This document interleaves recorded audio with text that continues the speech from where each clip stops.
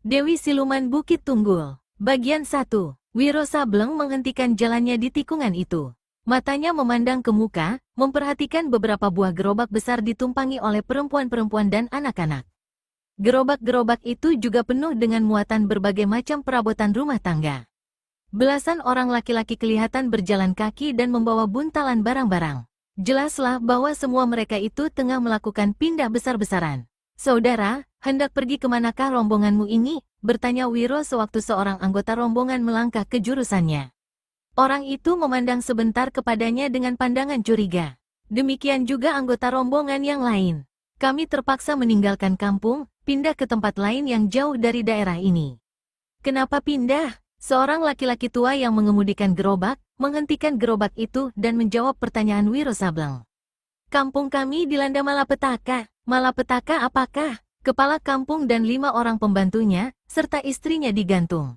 Beberapa orang gadis diculik, beberapa penduduk dibunuh." "Siapa yang melakukannya?" tanya Wiro Sableng. "Siapa lagi kalau bukan kaki tangannya Dewi Siluman?" menyahuti laki-laki pengemudi kereta. Mulut pendekar 212 tertutup rapat-rapat. Rahangnya bertonjolan. Lagi-lagi dia dihadapkan pada kejahatan yang dilakukan oleh orang-orangnya Dewi Siluman. "Kalau kami tidak meninggalkan kampung, kami semua akan dibunuh." Anggota rombongan yang pertama tadi bertanya, "Kau sendiri mau kemanakah, saudara?" "Maksudku ke arah sana, ke kampung kalian." "Sebaiknya batalkan saja niatmu," menasehati orang itu. "Orang-orangnya Dewi Siluman pasti akan datang lagi ke kampung kami. Jika kau ditemui mereka di sana, tiada harapan bagimu untuk hidup lebih lama." "Terima kasih atas nasihatmu, saudara," jawab Wiro. "Tapi aku tetap mesti menuju ke sana." "Kau mencari mati, orang muda," kata pengemudi gerobak. Dilecutnya punggung lembu yang menarik gerobak itu, kemudian diberinya aba-aba. Rombongan itu pun bergerak kembali. Wiro Sableng mengikuti rombongan itu dengan pandangannya, sampai akhirnya mereka lenyap di kejauhan. Hatinya kasihan sekali melihat orang-orang itu, terutama laki-laki tua dan perempuan-perempuan tua, serta anak-anak. Kemudian dibalikkannya badannya, dan dengan cepat berlalu dari situ. Kira-kira 2 kali sepeminum teh, Wiro Sableng menemui sebuah kampung yang berada dalam keadaan porak-poranda. Pastilah ini kampung rombongan yang ditemuinya di tengah jalan tadi.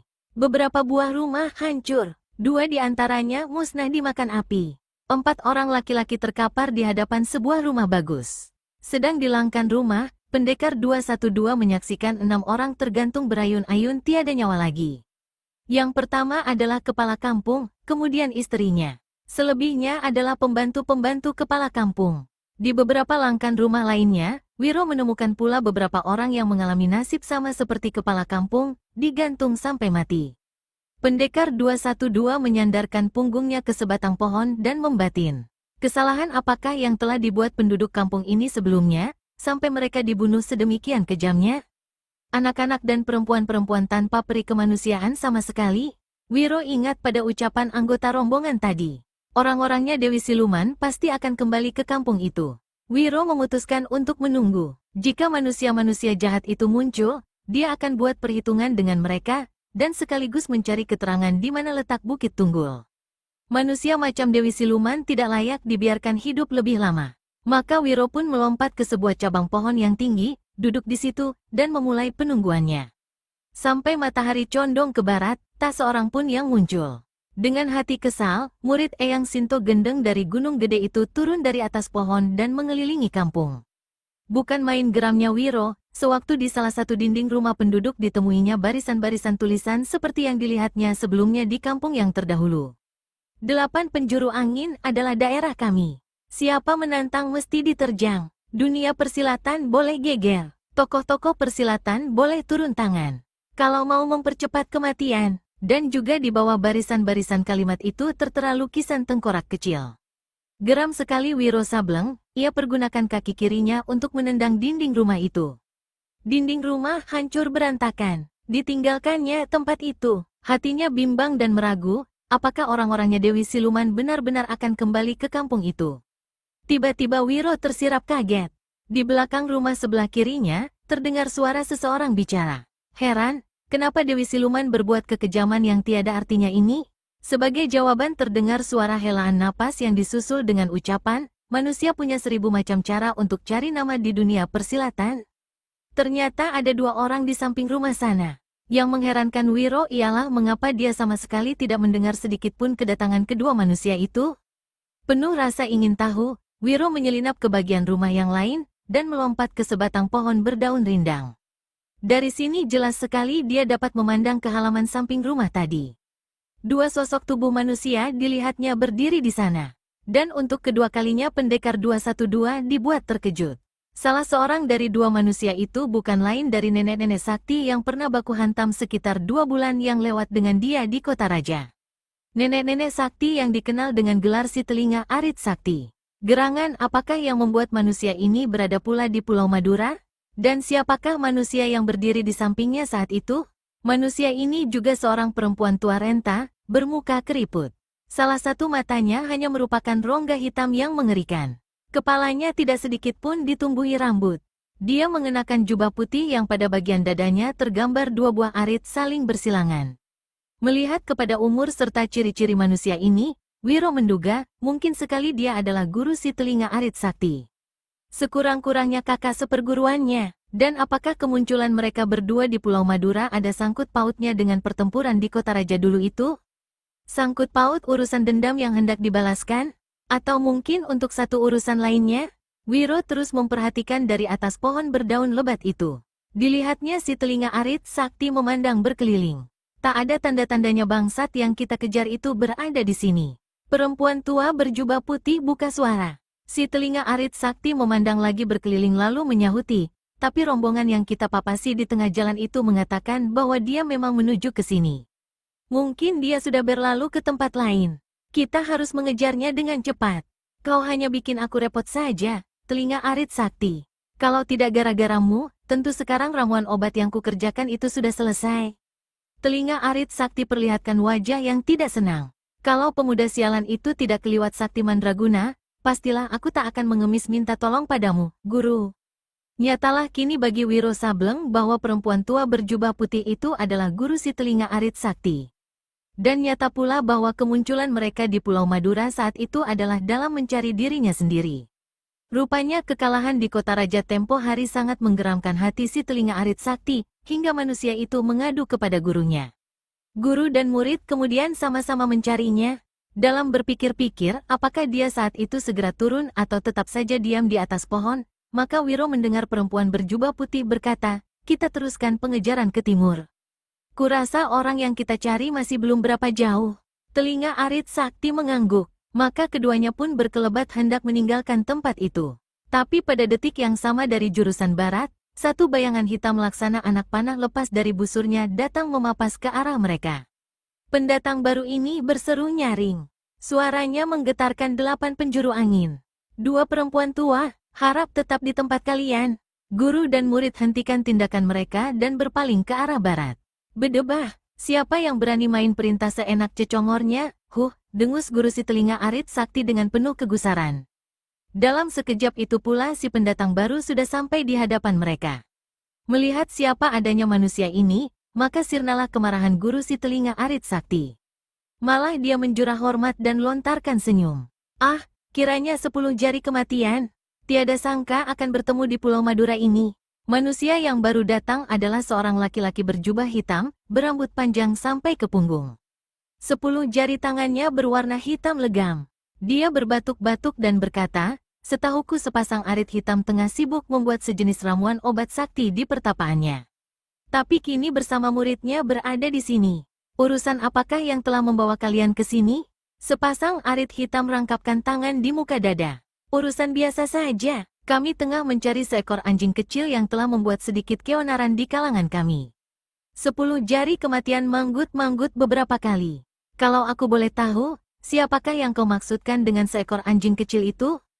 Ah, cuma seorang pemuda sinting geblek bernama Wiro Sableng bergelar pendekar 212, jawab sepasang arit hitam. Di atas pohon Wiro Sableng memaki dalam hati dengan gusar, dan memperhatikan terus dan mendengarkan percakapan orang-orang itu. Pada waktu mendengar nama Wiro Sableng dan gelar pendekar 212 tadi, terkejutlah 10 jari kematian. Kalau begitu kita mencari bangsat yang sama, serunya. Wiro terkejut. Dia coba menduga siapa adanya manusia berjuluk 10 jari kematian yang juga tengah mencari dirinya itu. Betul-betul tidak diduga kita punya urusan yang sama di tempat yang sama, ujar 10 jari kematian. Bangsat bernama Wiro Sableng bergelar Pendekar 212 itu telah membunuh muridku si Wirapati yang berjuluk Pendekar Pemetik Bunga beberapa bulan yang lewat. Aku terpaksa turun gunung untuk cari itu manusia. Belakangan sekali aku mendapat keterangan bahwa bangsat itu berada di ujung Jawa Timur, tengah dalam perjalanan ke Madura ini. Sepasang arit sakti hitam hela nafas panjang. Pertemuan memang aneh dan sukar diduga. Karena kita sama satu tujuan satu haluan, tentu kau tak keberatan kalau meneruskan pencarian atas bangsat itu secara bersama-sama. Tentu saja tidak keberatan, sahut 10 jari kematian dengan tertawa lebar. Laki-laki berjubah hitam ini layangkan pandangannya berkeliling. Di samping mencari pemuda keparat bernama Wiro Sableng itu, aku juga mendapat undangan dari Dewi Siluman di Bukit Tunggul. Bila ada kesempatan, kurasa tak ada salahnya kalau kalian ikut berkunjung ke tempatnya. Itu bisa dipikirkan nanti, menyahuti si telinga arit sakti. Yang penting kita harus mencari si Wiro Sableng itu, dan mematahkan batang lehernya lebih dahulu. 10 jari kematian tertawa mengekeh. Kau betul, katanya. Wiro Sableng memperhatikan kepergian ketiga orang itu. Kehadirannya di Pulau Madura itu kini bukan saja untuk berhadapan dengan Dewi Siluman dan orang-orangnya, tapi juga untuk berhadapan dengan 3 musuh sakti. Kalau si telinga arit sakti, ilmu silat dan ilmu kesaktiannya sudah demikian tinggi, tentu gurunya si sepasang arit hitam lebih hebat lagi dari itu. Dan ditambah pula dengan guru pendekar terkutuk pemetik bunga yang berjuluk 10 jari kematian itu. Benar-benar mereka merupakan lawan-lawan tangguh yang tak bisa dianggap enteng sama sekali. Mengenai kehebatan dan kejahatan pendekar pemetik bunga baca serial Wiro Sableng Pendekar Terkutuk Pemetik Bunga. Diam-diam Pendekar 212 merenung. Mungkin kehadirannya di Pulau Madura adalah benar-benar untuk mencari kematiannya sendiri? Wiro Sableng memperhatikan kesibukan-kesibukan dalam warung itu dengan sikap acuh tak acuh. Teh manisnya baru 1 kali diteguknya. Orang muda, lekaslah habiskan minumanmu. Warung ini akan segera ditutup. Wiro heran mendengar ucapan orang tua pemilik warung. Siang-siang begini sudah ditutup, tanyanya. Kau tak tahu apa-apa, orang muda. Habiskan saja teh itu, bayar cepat, dan berlalu. Ada apakah sebenarnya? Pemilik warung tampak agak gusar. Dia menunjuk keluar warung. Kau lihat penduduk yang berbondong-bondong itu? Wiro Sableng palingkan kepala keluar warung. Di tengah jalan dilihatnya serombongan penduduk berjalan cepat menuju ke selatan, membawa berbagai macam barang rumah tangga dan binatang-binatang peliharaan seperti kambing-kambing dan beberapa ekor sapi. Memangnya kenapa mereka itu? Bertanya lagi Wiro. Mereka mengungsi, aku pun hendak menyertai rombongan mereka. Daerah sini sudah tidak aman. Malam kemarin seorang gadis telah diculik. 2 orang ditemui mati. Siapa yang melakukannya? Tanya Wiro. Pemilik warung itu hendak menjawab, tapi tak jadi. Di wajahnya nyata sekali kelihatan rasa ketakutan. Habiskan saja minumanmu, aku tak bisa menunggu lebih lama, katanya pada Wiro. Wiro Sableng garuk-garuk kepalanya beberapa kali, lalu meneguk teh manisnya sampai habis. Dari saku pakaiannya dikeluarkannya sebuah mata uang perak. Ditimang-timangnya sebentar uang itu, lalu diletakkannya di atas meja di hadapan pemilik warung. Sewaktu pemilik warung mengambil uang itu, Wiro memegang tangannya dan berkata, "Dengar, orang tua. Kau tak usah kembalikan uangku, asal saja kau bisa kasih keterangan di mana letaknya Bukit Tunggul tempat bersarangnya Dewi Siluman." Si orang tua tersentak kaget. Parasnya yang keriputan serta-merta menjadi pucat pasi. Matanya membelalak memandang Wiro. Justru karena dialah penduduk kampung ini terpaksa pindah mengungsi. Kini kau malah mencari penyakit, bertanyakan tempat kediamannya. Apa kau sudah bosan hidup, orang muda? Wiro Sableng tertawa. Mana ada orang yang bosan hidup, sahutnya. Toh tidak ada salahnya kalau kau kasih sedikit keterangan di mana letak Bukit Tunggul itu. Si orang tua gelengkan kepala. Aku masih ingin hidup. Sekali aku membuka mulut kasih keterangan, seluruh keluargaku akan mampus. Mungkin juga semua penduduk kampung ini. Pemilik warung itu segera mengambil uang di atas meja dan memberikan kembalinya pada Wiro. Lalu katanya, "Nah, sekarang berlalulah." Wiro geleng-gelengkan kepala. Dia keluar dari warung itu. Agaknya seluruh Pulau Madura sudah digerayangi oleh rasa takut terhadap Dewi Siluman dan orang-orangnya. Tak ada satu kampung pun yang ditemuinya berada dalam keadaan tenang tenteram. Di setiap kampung mesti saja ada korban-korban yang jatuh akibat kejahatan yang dilakukan oleh orang-orangnya Dewi Siluman. Dan bukan itu saja, di setiap kampung orang-orangnya Dewi Siluman selalu menculik gadis-gadis. Entah dibawa kemana dan entah apa yang menimpa diri gadis-gadis itu, tak bisa diduga oleh Wiro. Dia mendongak ke langit, sang surya tengah bersinar seterik-teriknya. Dengan mempergunakan ilmu lari cepatnya, Wiro tinggalkan kampung itu. Di satu jalan kecil yang lurus, pendekar ini memperlambat larinya. Di ujung sana dilihatnya seseorang duduk menjelepok di tengah jalan. Ketika dia sampai di hadapan orang itu, ternyata manusia ini adalah seorang nenek tua bermuka cekung keriput.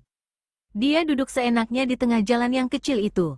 Di tangan kanannya ada sebatang ranting kering. Dia mengenakan jubah putih yang kotor. Dia begitu asyik menggurat-gurat tanah dengan ujung ranting kering di tangannya itu. Wiro tak dapat menduga siapa adanya nenek-nenek ini. Baginya adalah satu hal yang aneh. Seorang nenek-nenek berada di tengah jalan dan duduk menggurat-gurat tanah seperti dilihatnya saat itu. Karena jalan itu kecil, tak mungkin Wiro Sableng untuk lewat begitu saja tanpa membentur tubuh sang nenek. Dia bisa melompat di atas kepala si nenek, tapi tentu saja ini satu kekurangajaran. Maka pendekar 212 pun menegurlah dengan hormat, "Nenek, harap maafkan aku mengganggumu. Sudilah memberikan sedikit jalan bagiku." Si nenek anehnya terus saja asyik menggurat-gurat tanah dengan ranting kering di tangan kanannya. Seakan-akan tiada didengarnya teguran Wiro tadi. Mungkin nenek-nenek ini tuli, pikir Wiro. Tapi adalah mustahil kalau dia tidak melihat Wiro yang berdiri sedekat itu di sampingnya. Wiro menegur lagi dengan suara lebih dikeraskan. "Nenek, harap suka memberi sedikit jalan untukku lewat." Si nenek tiba-tiba angkat kepalanya. Sepasang matanya memandang Wiro dari rambut sampai kaki, penuh meneliti dan penuh gusar. Kemudian kembali dia tundukkan kepala dan menggurat-gurat tanah dengan ujung ranting. Wiro memaki dalam hati, kalau si nenek ini tidak sinting, pastilah dia seorang aneh, atau seorang yang sengaja cari sengketa, pikir pendekar 212 Wiro Sableng. "Nenek, aku mau lewat. Kuharap kau tak keberatan memberi jalan." "Setan alas!" Si nenek tiba-tiba mendamprat keras dan lantang. Wiro terkejut dan usap dadanya. "Kapan aku kawin sama kakekmu, kau panggil aku nenek?" Wiro perhatikan tampang si nenek yang menjadi sangat galak. Dan pendekar dari Gunung Gede ini tak kuasa menahan rasa gelinya sewaktu mendengar ucapan perempuan tua itu. Dia tertawa gelak-gelak sampai mukanya merah. "Setan alas, siapa yang suruh kau ketawa? Huh!" Si nenek membentak lagi dengan suaranya yang keras.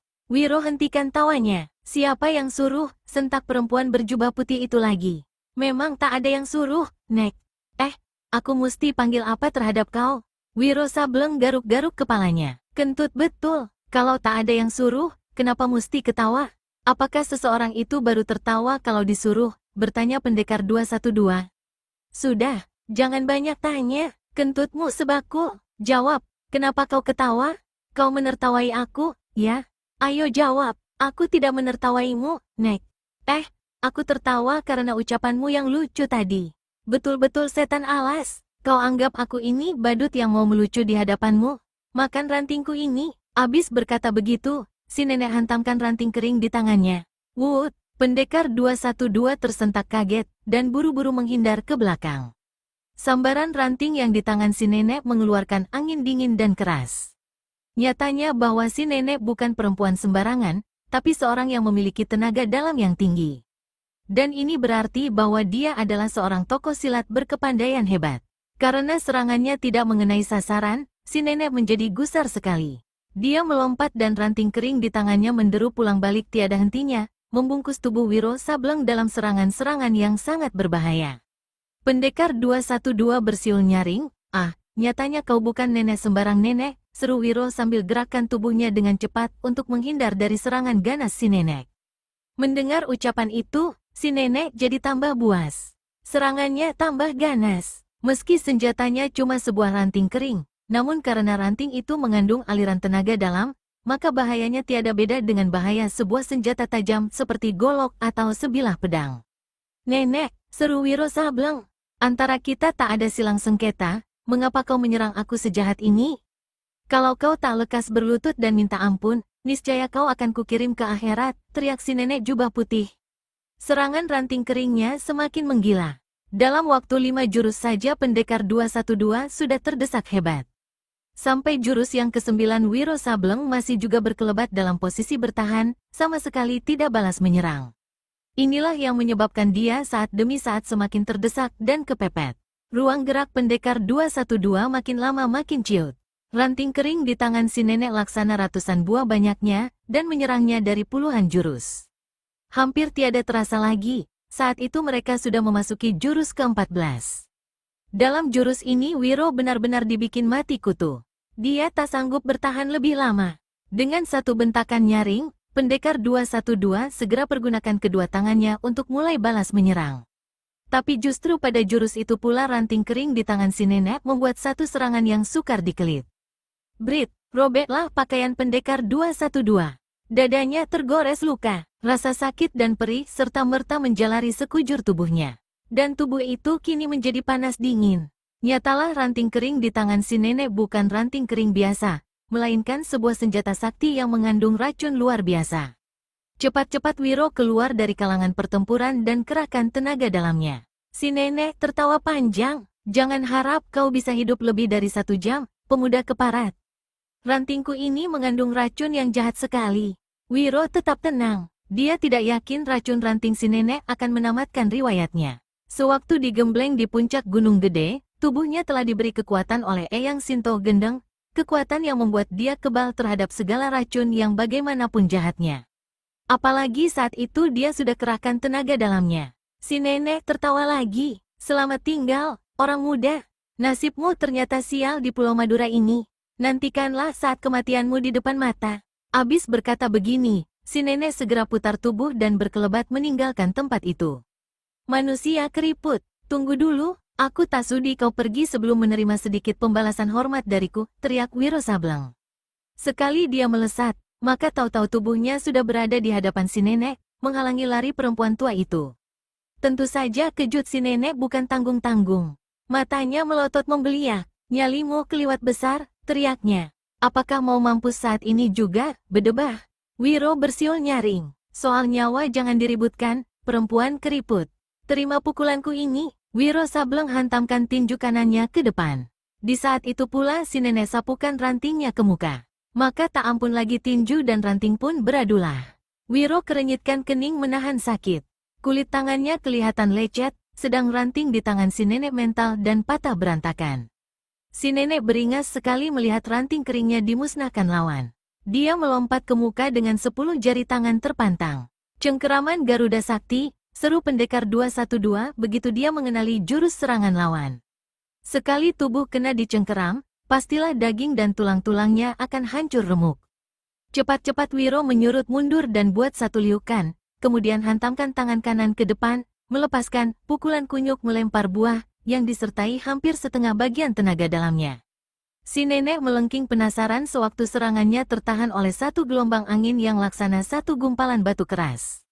Dengan kalap dia menyeruak dari samping, dan begitu pukulan pendekar 212 lewat, dengan serta-merta dia lepaskan 2 jotosan dan 2 tendangan jarak jauh. 4 serangan ini hebatnya bukan main. Debu dan pasir jalanan menderu. 4 angin pukulan si nenek laksana air bah merambas tubuh pendekar 212. Murid Eyang Sinto Gendeng ini terpaksa melompat beberapa tombak ke atas. Sambil turun ke bagian yang aman, Wiro lepaskan pukulan angin puyuh. 4 angin pukulan si nenek dan 1 gelombang angin pukulan Wiro Sableng saling bentrok, menimbulkan suara letusan nyaring, menggetarkan tanah tempat berpijak. Si nenek terpelanting sampai 6 langkah, sedang kedua kaki Wiro Sableng tenggelam ke tanah sampai sedalam 3 senti. Bukan main geramnya si nenek. Ternyata si pemuda memiliki ilmu yang tidak rendah sebagaimana yang disangkanya. Dalam luapan amarah, nenek keriput ini segera cabut batang belimbing di tepi jalan. Dengan mempergunakan pohon itu sebagai senjata, dia segera menyerang Wiro Sableng. Hebat, seru Wiro sambil berkelit cepat. Pohon belimbing yang dibabatkan si nenek menderu menghantam pohon lain di belakangnya, membuat pohon ini tumbang bergemuruh. Dapat dibayangkan bagaimana kalau batang pohon belimbing itu melanda tubuh Wiro Sableng. Laksana memegang sebuah sapu lidi, demikianlah si nenek pergunakan pohon belimbing itu untuk menyapu dan membabat lawannya. Wiro Sableng geleng-geleng dan garuk-garuk kepala. Belum pernah ia menghadapi lawan yang demikian kalapnya seperti si nenek ini, sehingga mau mencabut sebatang pohon dan menyerang dengan pergunakan pohon itu sebagai senjata. Di samping kagum, Wiro juga kepingin tahu siapa sesungguhnya manusia ini. Nenek, sesuai dengan peradatan dunia persilatan, harap kau terangkan siapa nama atau gelarmu, seru Wiro. Bakul kentut, kau bisa tanya nanti pada cacing-cacing di liang kubur. Dan si nenek babatkan lagi pohon belimbing di tangannya. Buset, Wiro berkelebat cepat. Si nenek penuh penasaran memandang berkeliling. Lawannya lenyap seperti ditelan bumi. Setan alas, kau lari kemana? Hah, teriak nenek-nenek itu. Di belakangnya terdengar suara tertawa. Nenek-nenek, kurasa matamu belum begitu kabur, hingga tak tahu kalau aku berada di sini. Begitu putar tubuh, begitu si nenek hantamkan batang belimbing ke pohon di belakangnya. Krakek, pohon di tepi jalan patah dan tumbang. Wiro Sableng yang tadi memang melompat dan berdiri di salah satu cabang pohon itu, berkelebat ke pohon lain, dan berdiri di salah satu cabangnya sambil tertawa-tawa mengejek. Setan alas, apa kau kira aku tidak sanggup mengejarmu ke atas sana? Teriak si nenek seraya lemparkan pohon belimbing ke tepi jalan, kemudian melompat sebat ke cabang pohon di mana Wiro berdiri. Tapi kemengkalannya jadi bertambah-tambah, karena begitu ia menginjak cabang pohon, Wiro Sableng sudah lenyap dari cabang itu. Dan bila dia memandang ke bawah, maka dilihatnya si pemuda berdiri bertolak pinggang di jalan kecil, cengar-cengir ke arahnya. Si nenek sampai melengking nyaring saking gemasnya. Dia keruk satu jubahnya dan berteriak, "Pemuda keparat, terima ini!" Selusin senjata rahasia yang berbentuk paku hitam melesat ke arah Wiro Sableng dalam bentuk lingkaran. Wiro pukulkan tangan kanannya ke atas. 6 paku mental jauh, sedang 6 lainnya amblas ke dalam tanah. Di saat itu pula si nenek sudah turun ke tanah kembali dan kirimkan serangan berantai ke arah Wiro. "Nenek, ilmumu memang tinggi, tapi aku tak begitu suka bertempur dengan orang lain tanpa alasan. Apalagi kalau tidak tahu asal-usul dan namanya. Pemuda sialan, jangan jual kentut. Kau tak akan kulepaskan hidup-hidup," hardik si nenek. Kembali dia kirimkan selusin paku hitam dan susul dengan serangan berantai. Pendekar 212 angkat kedua tangannya. Saat itu pertempuran sudah berjalan 30 jurus lebih. Wiro kini tak mau main-main lagi. Begitu kedua tangannya dipukulkan ke muka, maka gelombang angin yang laksana topan menderu. Inilah, pukulan benteng topan melanda samudera, yang kedahsyatannya bukan saja membuat selusin paku hitam itu mental, tapi juga membuat si nenek terguling di tanah sampai 6 tombak. Belum lagi sempat bangun, Wiro memburu tak kasih ampun. Dua tangannya melesat ke pangkal leher si nenek, siap untuk menotok. Tapi lebih cepat dari itu, si nenek keluarkan sebuah benda berbentuk bola berwarna hitam. Bola hitam ini dilemparkan ke arah Wiro. Satu letusan terdengar. Dalam kejap itu pula asap hitam tebal menggebu menutup pemandangan. Wiro Sableng tak dapat melihat apa-apa dan cepat-cepat melompat ke samping. Tapi dia masih juga terkurung oleh asap hitam yang gelap itu. Dia melompat sekali lagi, 2 kali lagi, dan barulah bisa keluar dari kurungan asap hitam yang membutakan pemandangannya. Beberapa saat kemudian, ketika asap hitam itu sirna dengan perlahan, maka si nenek sudah lenyap dari tempat itu. Dan betapa terkejutnya pendekar 212 karena di seberangnya kini berdiri 3 manusia lain. Ketiga manusia itu bukan lain si telinga arit sakti, sepasang arit hitam, dan 10 jari kematian. Ketiganya memandang dengan mata ganas menyorot yang membayangkan maut. "Ini dia bangsatnya," si telinga arit sakti buka suara. "Apa yang dikerjakannya di sini? Bermain-main asap." 10 jari kematian menimpali. Wiro masih diam dan menyapu tampang ketiga orang itu dengan pandangan seenaknya. Pendekar 212, lengking si telinga arit sakti. "Ketahuilah, hari ini adalah hari kematianmu.